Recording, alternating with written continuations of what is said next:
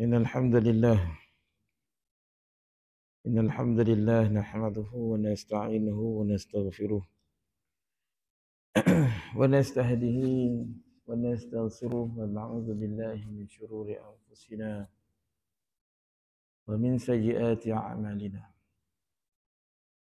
من يهده الله فلا مضل له ومن يضلل فلا هادي له، وأشهد أن لا إله إلا الله وحده لا شريك له، وأشهد أن سيدنا محمدا عبده ورسوله أرسل رسوله بالهدى ودين الحق يظهره على الدين كله ولو كره المشركون. اللهم صل على سيدنا محمد وعلى آله وأصحابه ومن تبعهم بإحسان إلى يوم الدين. أما بعد، وقال الله تعالى في كتاب العظيم بعد أعوذ بالله من الشيطان الرجيم بسم الله الرحمن الرحيم العصر إن الإنسان لفي خسر إلا الذين آمنوا وعملوا الصالحات وتواصوا بالحق وتواصوا بالصبر. وقال النبي صلى الله عليه وسلم لا يقعد قوم يذكرون الله إلا نزلت عليهم السكينة وغشيتهم الرحمة وحفتهم الملائكة وذكرهم الله في من عنده أو كما قال رسول الله صلى الله عليه وسلم. Berusaha pihak pengurusan surau Ihsaniyah, Tuan Imam, Ustaz di jawatan kuasa, Tuan Pengurusi, tuan-tuan, puan-puan, ibu ayah yang dirahmati Allah Subhanahu wa taala. Alhamdulillah, summa alhamdulillah. Kesyukuran yang kita panjatkan kepada Allah Subhanahu wa taala, dapat kita sama-sama datang ke Masjid Surau menghidupkan amalan salat berjemaah. Idza ra'aitumur rajula ya'tadul masjidah, apabila kamu lihat rajul laki-laki yang berulang-alik ke masjid, fashhadu lahu bil iman, maka saksikanlah dengan iman. Kama qala Allah Ta'ala innama ya'muru masajidallah man amana billahi wal yawmil akhir. Hanya saja orang yang memakmurkan, mengimarahkan, menghidupkan amalan di dalamnya, memakmurkan masajidallah, masjid-masjid, rumah-rumah Allah Subhanahu wa taala, yang beriman kepada Allah dan hari akhirat. Kaki yang melangkah untuk solat berjemaah, masyul aqda mi'il jamaat, kaki yang melangkah untuk solat berjemaah menyebabkan kafarah, menyebabkan keampunan, menyebabkan juga malaikat-malaikat berbantah-bantah berkenaan dengan orang yang datang. Di antaranya lah di dalam satu hadis kursi, orang yang datang kaki yang melangkah untuk solat berjemaah. Dapat kita duduk di antara maghrib isyak. Jadi sahabat saya beritahu tadi, saudara Ridwan ada buat ziarah, amalan ziarah tu. Masya-Allah. Amalan yamshu 'alal ardi haunan, jalan atas muka bumi dengan haunan. Wa idza khatabahumul jahiluna qalu salama, apabila disapa ditegur orang-orang yang mungkin rasa macam pelik, rasa macam tak sesuai. Kalau di zaman baginda Nabi SAW, bila Nabi jauhlah, bukan sahaja orang tak suka, tetapi orang lempar batu, orang lempar najis, ludah, sepak terajang dan sebagainya. Itulah keadaan apabila usaha dibuat. Namun usaha dibuat, usaha dijalankan. Nabi telah mengasingkan diri di Gua Hira melihat keadaan masyarakat, keadaan umat ketika itu dalam keadaan begitu jauh daripada ketauhidan. Walaupun mereka buat amalan tawaf, tetapi tawaf mereka dalam keadaan jahil. Tawaf mereka itu tawaf, wallahi mereka bersumpah dengan nama Allah. Mereka sebut Allah, mereka mengatakan Allah. Wala in sa'altahum man khalaqas samawati wal ard. Ditanya kepada mereka ni siapa yang ciptakan langit bumi? La yaqulunna Allah, mereka kata Allah.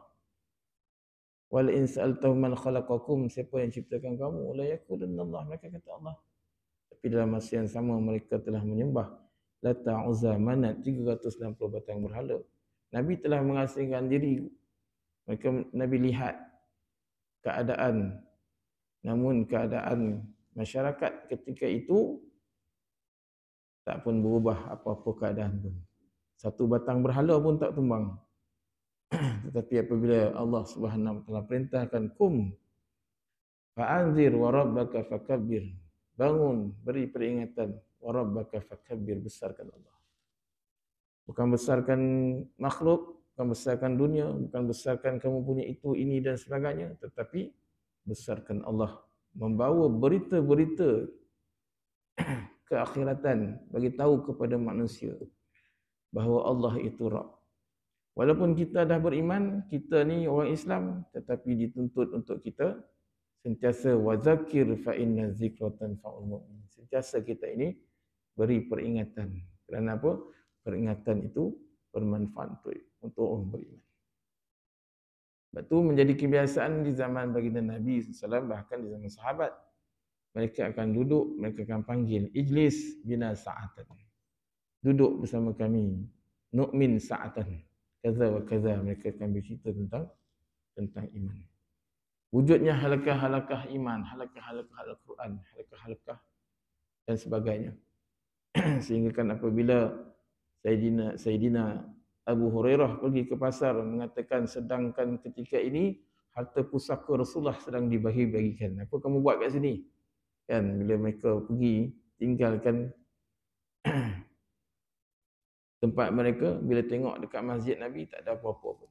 Bukanlah harta wang emas dan sebagainya, tetapi ketika itu adanya halakah Quran, halakah iman, halakah ilmu dan sebagainya. Ta'lim. Harta pusaka baginda Nabi SAW. Dan kita duduk di antara maghrib isyak, kita duduk dalam keadaan kita mendengar janji-janji, berita-berita, walaupun dalam bentuk-bentuk yang kita rasa mungkin kita dah tahu, kan? Tetapi untuk apa? Untuk kita refresh. Jadidu imanakum, perbaharui iman kamu. Nabi sebut bila sahabat kata wa kaifa nujaddidu imanana, macam mana untuk kami memperbaharui iman kami? Aktsiru min qauli la ilaha illallah, perbanyakkan ucapan la ilaha illallah. Bercerita tentang agama, cerita tentang Allah, cerita tentang perkara-perkara yang dijanjikan oleh baginda Nabi SAW. Mempelajari ilmu agama. Arkanuddin ni dah terbahagi sekarang kita dengan akidah, dengan ibadah, kan? dengan tasawufnya dan sebagainya. Mana mempelajarilah semua itu. Ada bidang-bidang Al-Quran, ada bidang fiqh, ada bidang akidah yang kita pelajari. Walaupun di zaman baginda Nabi SAW, umumnya sahabat-sahabat ini secara terus kepada baginda Nabi SAW. Tak ada belajar fiqh, tak ada belajar itu ini dan sebagainya. Maknanya diklasifikasikan. Namun kita zaman kita ini, maka alhamdulillah lah Masjid Surau telah pun buat. Jadi tugas kita untuk kita terpelihara daripada banyak kesalahan yang kita tak tahu, maka kita duduk di dalam majlis-majlis ilmu. Mungkinlah bukan kita duduk sini maknanya terus jadi alim, kan? Mendengar hadis Nabi, mendengar bacaan Al-Quran, bukan untuk terus jadi qari, kan? Tapi bila kita belajar, maka kesalahan-kesalahan itu insya-Allah mudah-mudahan diselamatkan kita daripada kejahilan, kesilapan dalam kita beramal. Lepas tu kadang-kadang wan-wan, atuk-atuk kan, yang dah 70, 80 kan. Nak selamatkan keadaan tak dinafikan, banyaklah kesalahan dia kalau dia baca hadapan kita kan. Ialah dah faktor usia kan. Jadi macam mana kalau tak diperbaiki, makin jadi salah. Makin salah. Umur makin bertambah, umur makin meningkat. kesalahan selagi tidak diperbaiki, kesalahan itu makin bertambah. Maka bila kita mempelajari, kita duduk di dalam majlis, di dalam program-program ilmu, maka kesalahan-kesalahan itu mudah-mudahan dengan keberkatan majlis Allah Ta'ala ampunkan, kerana dia di antara orang yang belajar. Bila kita belajar, maka taklah kita salah. Yang salahnya bila kita tak belajar. Bukannya salah pada bacaan tu, tetapi salah bila mana kita tidak buat keputusan untuk kita mempelajari sesuatu, fahuwa raddun, maka tertolak sesuatu ilmu yang kita, sesuatu amalan yang kita buat bukan tanpa ilmu, maka wa iyazubillah, maka dia tertolak. Jadi kuliah kita ni kuliah tentang apa? Tentang Al-Quran. Mengajak kita sama-sama. Maknanya kalau hadis dalam matan arba'in dalam bidang dalam Al-Quran ni dah habis dah masuk kepada apa? Masuk kepada kelebihan surah. Jadi kita dengarlah, kita dengar, dan mudah-mudahan kita dapat iktibar untuk sama-sama kita renung, kita amalkan, juga kita sampaikan insya-Allah. An Abi Hurairah radhiyallahu anhu. Tapi sebelum tu kulasah sikit daripada sini kan. Sekiranya seseorang itu begitu malas sehingga tidak ingin melakukan sebarang kerja, maka dia masih boleh mendapatkan kemuliaan duduk dan mendengar pembacaan Al-Quran oleh kanak-kanak di madrasah. Malih dah ni. Ni cerita malih ni kan. Cerita malih ni nak dapat pahala free ni. Pahala yang disebabkan Al-Quran. Sebab tu Al-Quran ni banyak, dia umpama macam gedung pahala. Kan, dia tak tunggu macam nak tunggu sah batal ni. Tak tunggu dia nak complete baru ni. Mendengar satu huruf ya. Ataupun kita baca satu huruf ya. Tak dapat pahala. Tapi sejauh manakah huruf dan setiap huruf itu kita menyebut dengan makhraj dan sifat-sifatnya. Kalau makhraj yang tak betul maka terbatal. Huruf hamzah jadi ain, huruf zal jadi zai, wa jadi zai yang ditebalkan tu tak zai yang ditebalkan. Wa bunyi dia. Wa tu zai lah tu. Ada safir, sifat safir kan. Tapi sifat lah. Kalau sifat tu mungkin kuranglah pahala dia. Tetapi kalau makhraj, maka terbatal lah bacaan itu. Kalau dari segi pahala, tak dapatlah pahala. Kalau disebabkan rukun, maka terbatal lah bacaan itu, maka terbatal lah rukun kalau dalam solat. Dan macam mana kita mengeluarkan setiap makhraj. Jadi sebab tu pahala Al-Quran ini ataupun ganjaran yang dikurniakan janji-janji oleh Allah ni, kita ialah kadang-kadang dia kata nak dapat pahala dan sebagainya kan, tetapi janji, meyakini janji-janji Allah, terpulanglah pada Allah Subhanahu Wa Taala nak kurniakan apa. Jadi dia kata dia hanya perlu duduk-duduk dan mendengar pembacaan Al-Quran oleh kanak-kanak di madrasah, dan dia akan mendapat pahala secara langsung dengan percuma.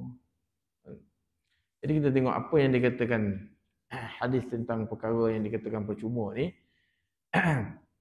Sayyidina Abu Hurairah radhiyallahu anhu meriwayatkan bahawa Rasulullah sallallahu alaihi wasallam qaal man istama'a ila ayatin min kitabillah, sesiapa mendengar, man istama'a ila ayatin, mendengar ayatin, satu ayat, min kitabillah, daripada kitabullah, yakni Al-Quran lah,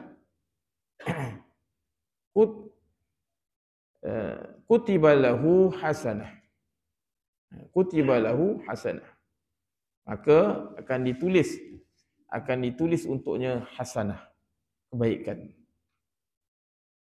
Bahkan hasanah tu dikata, hasanah itu digandakan. Itu membaca mendengar satu ayat daripada Al-Quran. Dengar ayat. Siapa yang membaca pula, wa man talaha kanat lahu nuran. Dan siapa yang membaca satu ayat, bacaannya itu akan menjadi nur untuknya pada hari kiamat. Itu di antara kita dah pernah dengar tentang hadis ni. Ya, cuma daripada khulasah lah, dia dah masuk penutup kan. Wa idza quri'al Qur'an fastami'u lahu wa ansitu la'allakum turhamun. Dan apabila dibacakan Al-Quran, maka dengarlah baik-baik. Fastami'ulah. Dengar tu, maknanya dengar tu dengan elok-elok. Sebab tu kalau nak buka Quran ke, kaset ke dan sebagainya, kau nak bercakap tutup. Dan, dalam kereta gitu kan, nak bercakap dengan rumah ke dan sebagainya, kat rumah kita dan sebagainya. Maka dengarlah baik-baik dan perhatikanlah dengan tenang, dan perhatikan dengan tenang. La'allakum turhamun, mudah-mudahan kamu mendapat rahmat. InsyaAllah. Itu sebagai khulasah daripada hadis yang telah lalu yang kita dengar, yang saya pun tengok juga tentang apa? Tentang dia punya penutupnya. InsyaAllah kita tengok pada seterusnya pada malam ini. An Abi Hurairah radhiyallahu anhu qala Rasulullah sallallahu alaihi wasallam inna suratan fil Qur'an 30 ayatan syafa'at li rajulin hatta ghufira lahu wa hiya suratu tabarakalladzi biyadihil mulk. Ini hadis. Rawahu Abu Daud wa Ahmad wa Nasa'i wa Ibnu Majah wal Hakim. Sayyidina Abu Hurairah radhiyallahu anhu, seorang sahabat Nabi, Abu Hurairah yang telah banyak meriwayatkan hadis, yang di antara sahibul sufah lah. Dan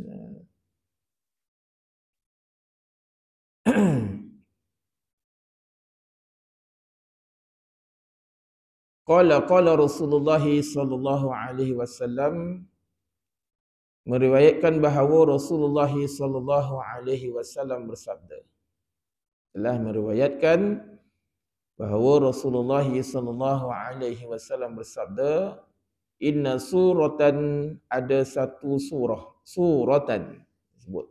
Suratan tu satu surah lah dalam Al-Quran yang terdiri dari 100 yang terdiri daripada 30 ayat yang akan memberi syafaat kepada seseorang pembacanya,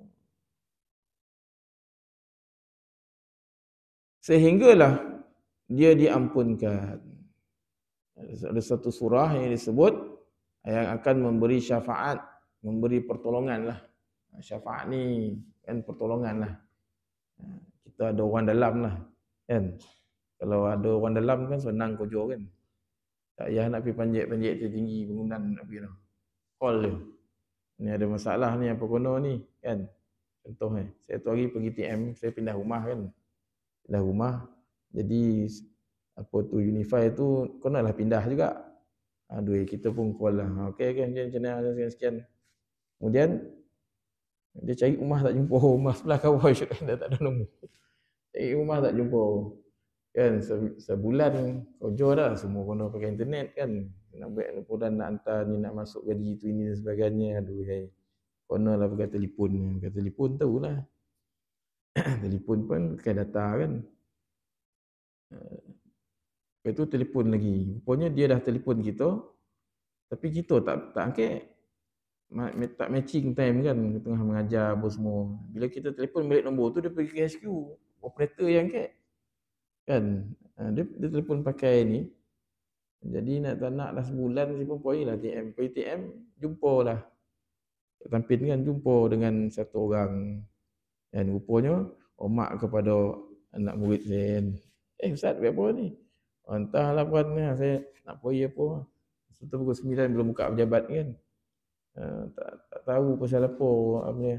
telefon operator tu apa semua, banyak cerita. Dia suruh terminate, mula-mula dia kata, kita tak nak terminate. Tak apa, saya uruskan. Kan, tak tahu dia punya, saya pun tak tahulah dia manager ke apa kan. Seminggu tu dah selesai dah.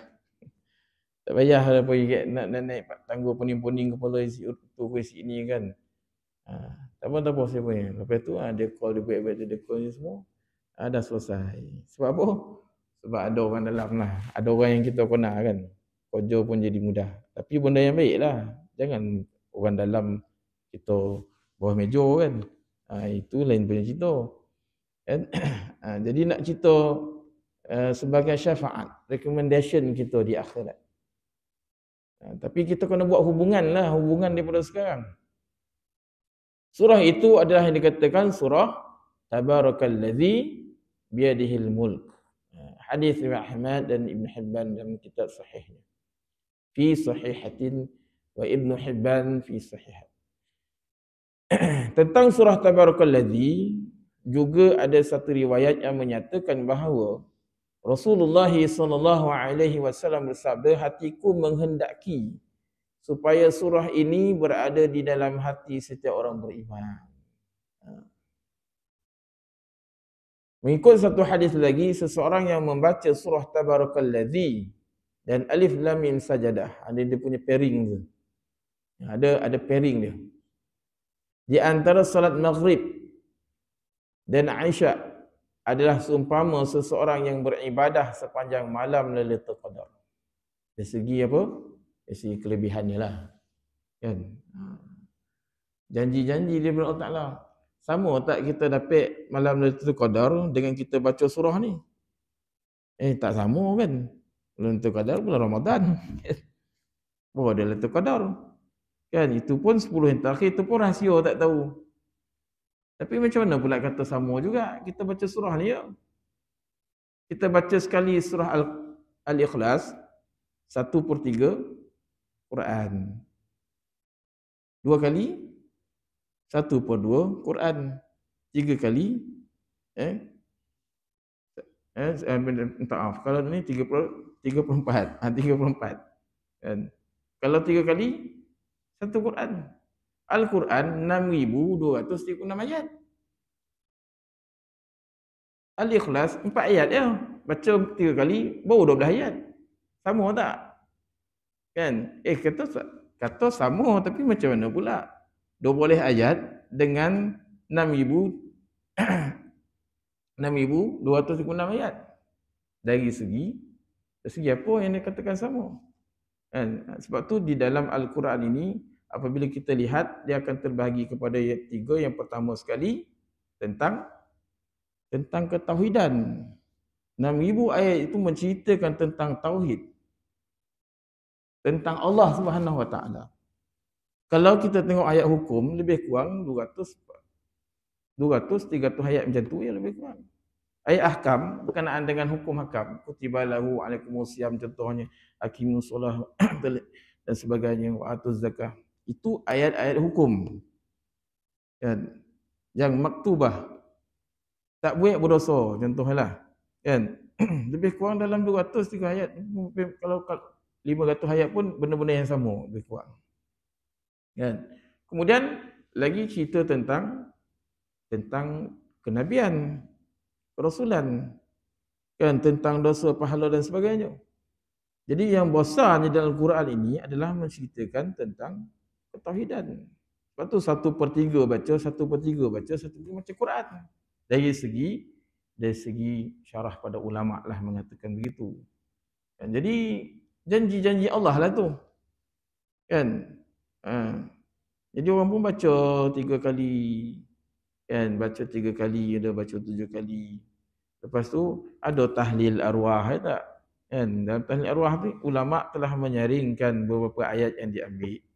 3 kul, baca kul a'udzu birabbil falaq, an-nas, Fatihah, Alif Lam Mim pun sampai muflihunnya. Lepas tu ayatul kursi, amanah rasul, selawat dan sebagainya. Mengambil apa? Mengambil tafa'ul, mengambil kebaikan daripada itu. Dipanggil tafa'ul lah. Mengambil kebaikan daripada daripada ayat Al-Quran. Bila kita baca ayat ni pula, dia berkesan untuk sihir, untuk pendinding, untuk apa? Untuk kesihatan, untuk apa? Syifa, kan? Itulah dia Al-Quran. Jadi mengambil keberkatan, mengambil kesempatan perkara-perkara yang baik. Contohnya bulan Zulhijjah, puasa 9 Zulhijjah kan. Tapi ada orang nak puasa daripada 1 hari bulan. Jangan kita kata membidaahkan benda tu. Masalah dia kata bidaah tu bidaah tercela kan. Kan parahlah kalau golongan tu susahlah nak kata. Kan? Di membidaahkan maknanya kalau orang puasa tu masuk neraka lah tu. Sebab bidaah. Macam mana lah orang puasa masuk neraka? Macam mana lah orang sebut la ilaha illallah tu masuk neraka? Tu susah kita nak cakap tu. Jadi kita tafa'ul, mengambil apa? Mengambil keberkatan daripada apa yang dijanjikan. Sahabat dia nak balik kampung, jumpa dengan Rasulullah, ya Rasulullah nak balik, nak pergi tempat dia. Mengambil keberkatan, ambil air ni, kan Rasulullah baca dan Rasulullah macam tu. Kan? Berkatlah jadi dia. Tapi air ni sikit je, macam mana sikit je. Kan, sekali teguk habis nanti. Kan? 3 kali teguk kan. Kalau tinggal sikit tu tambah. Keberkatan, tafa'ul di dalamnya. Kan, kau ada yang banyak ni, yang banyak ni ada sikit ni, ambil air yang banyak sikit, tuangkan. Sama dia. Dari segi apa? Dari segi dia punya, dari segi manfaat dia. Lepas tu kita jumpa orang soleh kan, jumpa ulama-ulama, minta air baca. Lepas tu ada pula yang kata, kalau macam tu Nabi dah buat dah lama dah, habis semua. Tak, bukan itu masalah dia. Kan? Macam tu Abu Jahal tu hembus macam tu je. Tak, itu adalah satu masa dia, adalah satu keadaan dia. Kan? Jadi kita mengambil keberkatan di dalam sesuatu yang dijanjikan oleh Allah Subhanahu Wa Taala. Jadi di dalam surah ini, di antara solat Maghrib dan Isya adalah seumpama seorang yang beribadah sepanjang malam Lailatul Qadar.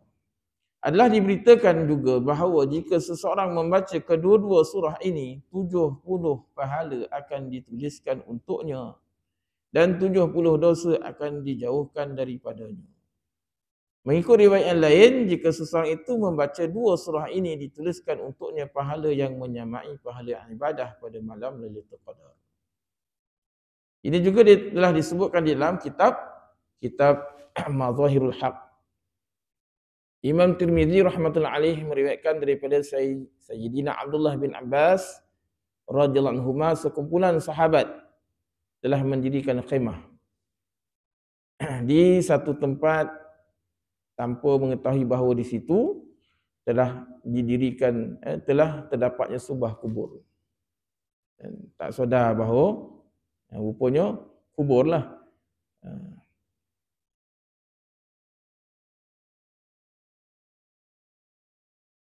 Tiba-tiba mereka yang mendirikan khemah itu mendengar seseorang sedang membaca surah Tabarakalladzi, surah Al-Mulk lah. Mereka datang dan menceritakan peristiwa itu kepada Rasulullah sallallahu alaihi wasallam. Baginda sallallahu alaihi wasallam menerangkan bahawa surah itu akan menjaga pembacanya daripada azab Allah Subhanahu wa taala, menjamin keselamatannya.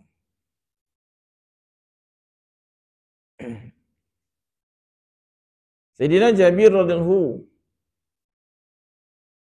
Jabir radhiyallahu anhu meriwayatkan bahawa Rasulullah sallallahu alaihi wasallam tidak akan pergi tidur sebelum membaca surah Alif Lam Mim Sajadah dan Tabarakalladzi. 2 surah ni disebut apa? Disebutkan surah amalan malam lah. Kan? Jadi selagi tak baca, maka Rasulullah tidak pergi tidur.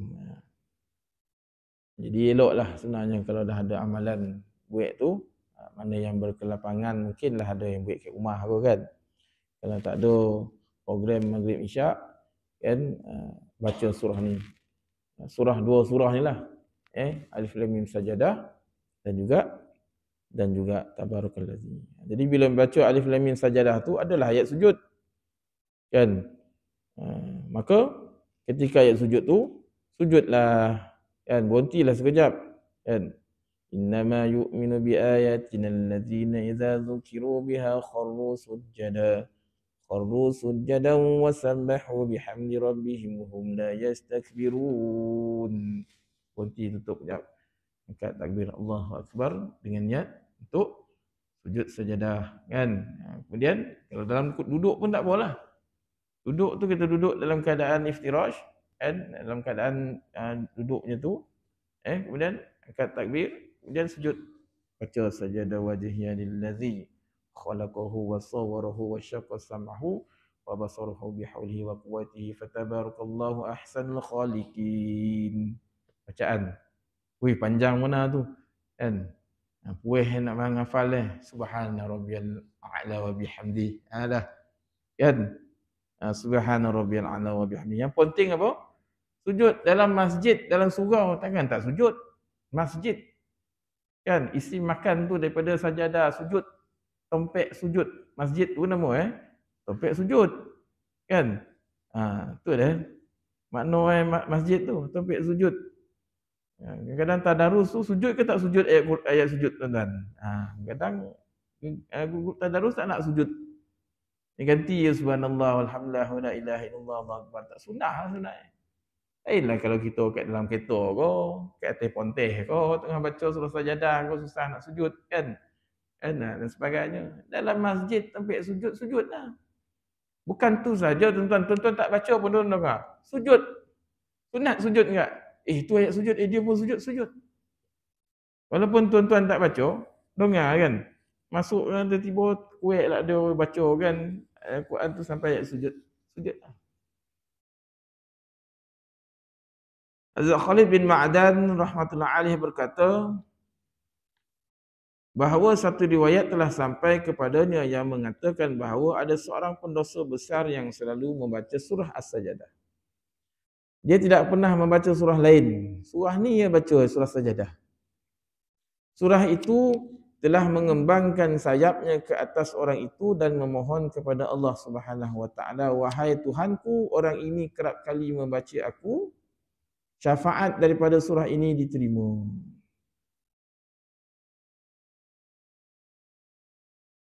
Diterima oleh Allah Subhanahu wa taala, maka kerana itu diperintahkan supaya setiap dosanya digantikan dengan pahala. Kan? Dosa diganti dengan pahala.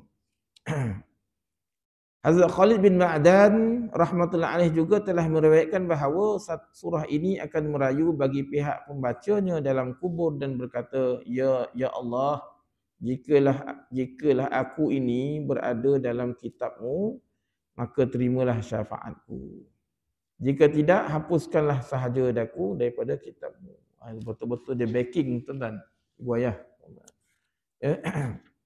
Dia backing betul kepada orang yang membaca. Jadi kita bacalah dengan penuh kesungguhan dan kita bacalah dengan betul.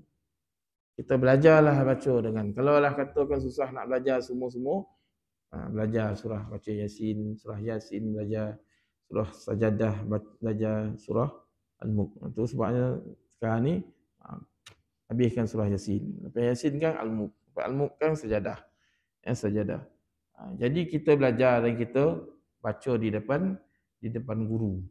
Kan? Jadi adalah kita ni ditasmi'. Takkan memanglah semua semua betul lah tak. Kan baca seorang-seorang ya betul lah semua kan. Semua lah semua kan. Jadi bila ditasmi', didengari bacaan ada kesalahan tu, maka diperbaiki. Walaupun kesalahan tu berulang-ulang, itulah nama dia. Kita belajar. Surah ini akan muncul dalam bentuk seekor burung, mengembangkan sayapnya ke atas mayat itu dan melindungi mayat itu daripada siksaan kubur. Macam mana keadaan ni tuan-tuan? Wallahu a'lam bishawab. Macam mana dikatakan burung ke dan sebagainya. Dan bukanlah makna Al-Quran itu dan sebagainya kan. Itu adalah kurniaan Allah besok. Nak tahu, kena matilah. Kena mati dululah macam mana kan roman ni. Tak ada apa yang nak gambarkan. Tapi ini diceritakan. Dan dijanjikan oleh Allah Subhanahu Wa Taala melalui kalam Rasul, melalui baginda Nabi sallallahu alaihi wasallam.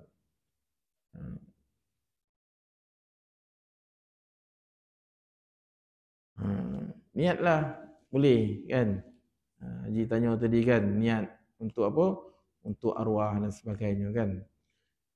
Bolehlah kalau kita sebutkan ila hadratin Nabi sallallahu alaihi wasallam hadhihi surah kan, apa ni, wa ila arwahi walidina wa muallimina kan, kepada ibu ayah kita kan, kepada kita punya guru-guru kan. Kita mengambil tadilah tafa'ul tadi dengan keberkatan ni dan adanya pahala, maka ya Allah aku niatkan hadiah kepada ibu ayah saya yang telah berada di alam barzakh. Mengembangkan saya macam tadi. Hazrat Khalid bin Ma'dan rahmatullahi alaihi juga berkata bahawa semua kelebihan di atas adalah juga untuk surah Tabarakalladzi. Yang dalam satu risalah pun dicerita tentang Tabarakalladzi ni surah Al-Mulk lah. Hazrat Khalid bin Ma'dan rahmatullahi alaihi sendiri tidak akan pergi tidur sehinggalah beliau selesai membaca kedua-dua surah ini.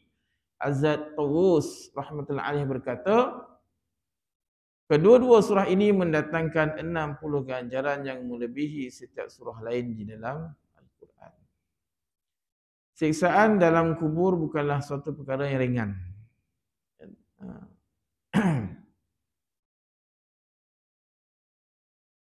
Setelah meninggal dunia, kubur ialah perhentian pertama yang seseorang itu mesti lalui. Kita pun dah baca kan, ziarah di alam barzakh kan. Kita sebut alam barzakh kan. Kubur lah tu. Ya. Dia merupakan satu tempat transit. Kan, Allahu Akbar. Transit ni, kalau tuan-tuan tak tahulah, saya tak pernah naik kapal terbang kan. Kena transit. Kan? Yang naik kapal terbang kena transit je kan. Perit ke tak perit ni? Sah ke tak sah? Kau seronok ke tak seronok? Kan? Tengok, kena tunggu lah tak? Tengoklah keadaan ni kan. Jadi mana transit dah sekejap kan. Kalau elok tempat kan, kau tak elok tempat kau elok bekalan kan, ada cukup dan sebagainya kan. Cuba bayangkan kau tak ada apa-apa bekalan. Perjalanan jauh lagi. Kan? Jadi kita transit dah sekejap. Jadi kubur ni tempat transit. Kan? Di antara alam ruh, kemudian alam dunia, kemudian di antara nak pergi ke akhirat ni kita transit dah sekejap. Kan? Habis masuk dah. Dah masuk dah. Ya.